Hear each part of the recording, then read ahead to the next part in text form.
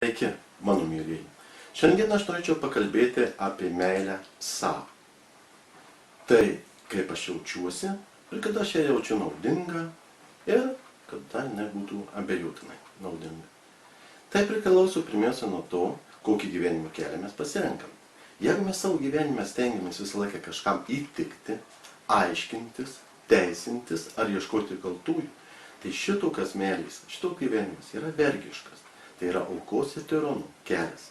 Bet jeigu mes sugebame susiturėti savo aiškų tikslą, nugalėti baimės, tokiu atveju mums atsiranda šeimininkiška pozicija, mes tada ieškom gebėjimų, gabumų ir šitą meilį savo mums duoda didelį energijos kiekį.